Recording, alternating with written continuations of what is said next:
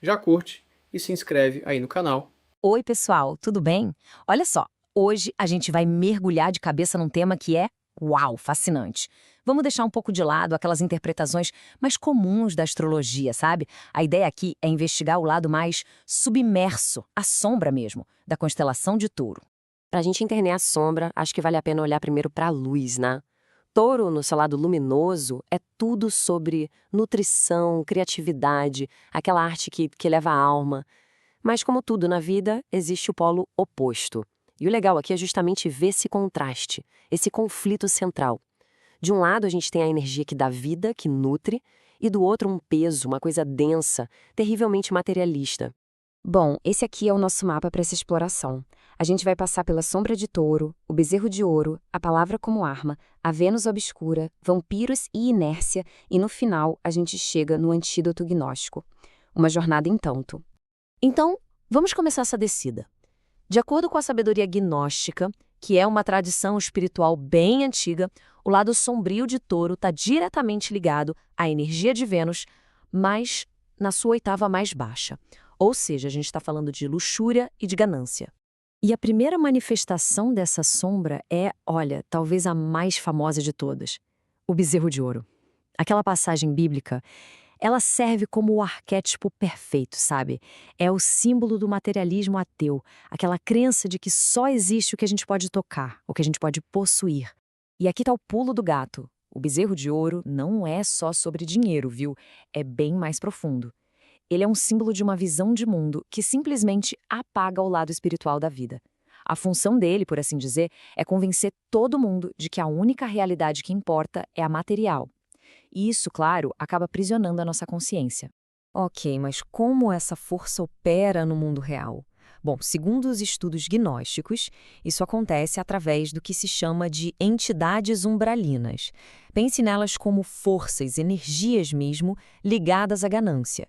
Elas inspiram a corrupção, a escravidão econômica, e a visão gnóstica vai até além, dizendo que essas forças manipulam energias da própria Terra para causar ruína financeira e prender as pessoas em ciclos de dívida sem fim. Pesado, né? Agora vamos para a segunda manifestação dessa sombra. A gente sabe que, astrologicamente, Touro rege a garganta, a laringe, o poder da palavra.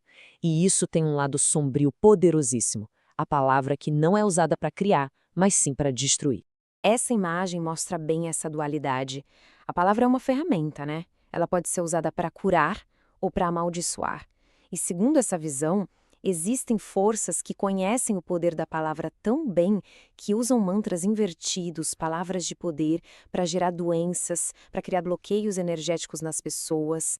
E o mais interessante é que isso traz a coisa toda para a nossa vida prática. Não precisa pensar em rituais super complexos, não. A fofoca, a calúnia, um grito de ódio, tudo isso alimenta essas forças sombrias. É como se cada palavra carregada de raiva fosse uma pequena magia negra inconsciente, uma maldiçãozinha que, antes de atingir qualquer outra pessoa, polui o campo de energia de quem falou. A gente entra agora na terceira esfera dessa sombra, que está ligada diretamente ao planeta regente de Touro, que é Vênus.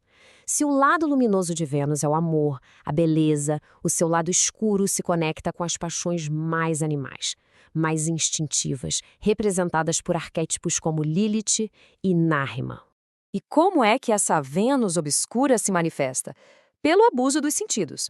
É a gula sem limites, a preguiça que paralisa, aquela busca frenética por prazer físico a qualquer custo. Tudo isso vai aprisionando a alma no conforto excessivo, no exagero. A pessoa fica pesada, estagnada, teimosa, bem como um touro cego que não consegue sair de seus próprios hábitos ruins. E essa influência vai longe, viu? Chega até na arte.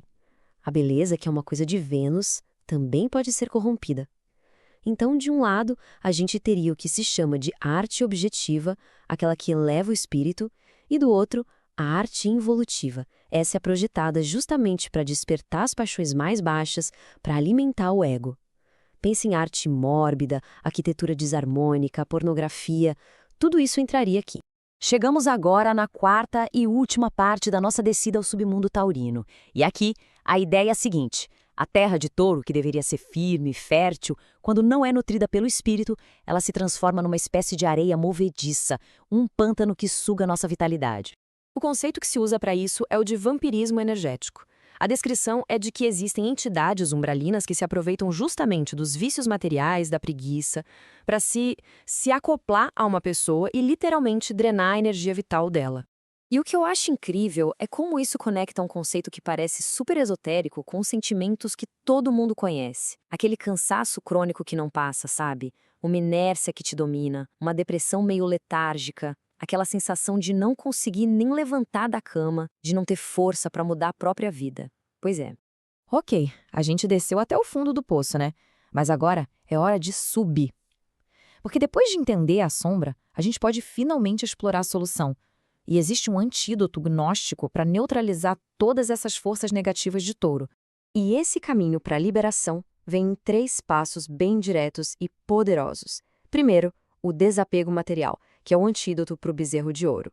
Segundo, o silêncio consciente, que combate o mau uso da palavra. E terceiro, o trabalho altruísta, que eleva a nossa energia para longe do egoísmo e da inércia.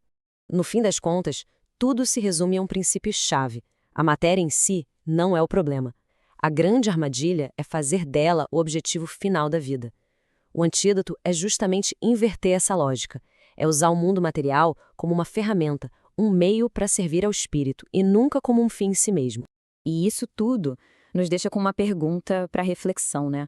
Onde é que na nossa própria vida a matéria está servindo como um trampolim para o espírito e onde ela está virando uma âncora que nos prende no fundo? A resposta para isso pode revelar muita, mas muita coisa. Valeu por acompanhar essa jornada com a gente.